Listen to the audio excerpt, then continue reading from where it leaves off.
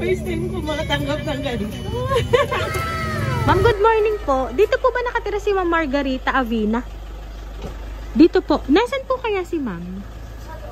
Nasa loob. Ma'am, pakisabi naman po, ma'am, meron lang po kaming i-deliver po sa kanya.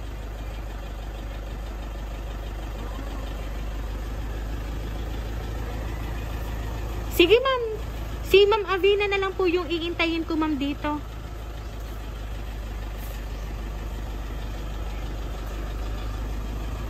Kay Ma'am Margarita Avina po.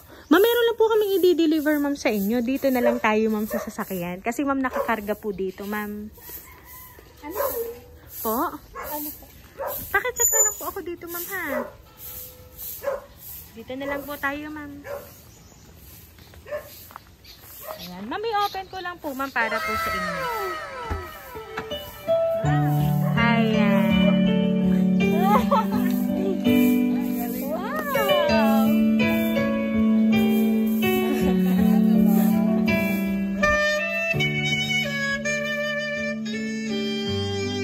Ayan. Ma'am, happy Valentine's po. Dito ka po.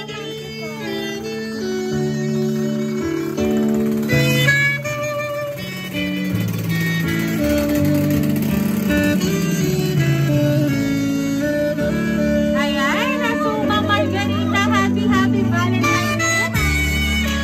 Ano rin yun na? Ayan. Ma'am, para po sa inyo, ma'am. Ayan. Nandito po yung balloons para po sa inyo.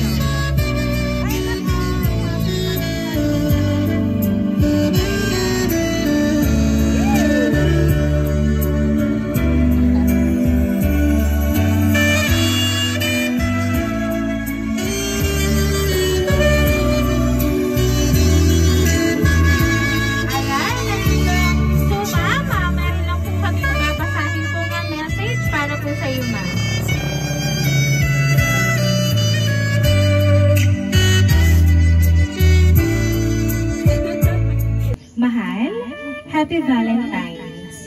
Maraming salamat sa pag-aalaga mo kay Tutoy. Lagi mong tatandaan na para sa inyo ni Tutoy ang lahat ng ginagawa ko. Pangarap kong mabigyan kayo ng magandang buhay, kaya ako ay patuloy na nagsasakripisyo ng malayo sa inyo. Mahal na mahal kita at palagi mo yang tatandaan. I love you, my dear Imperial.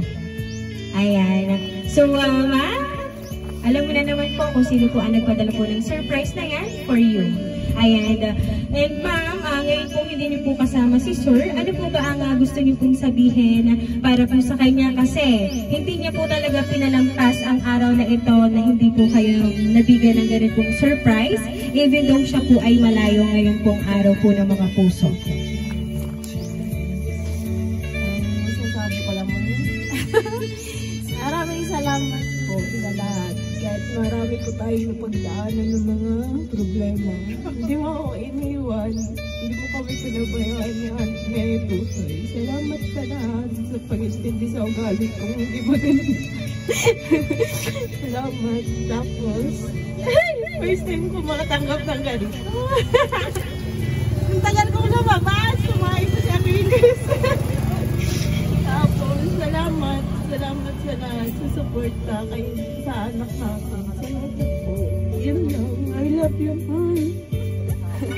Ayan. At dyan pa lang, ma'am, kahit po malayo si Sir, mas masaya po siya nang makita kung talagang appreciate niyo po ang pinadala niya po ngayong araw ng mga puso.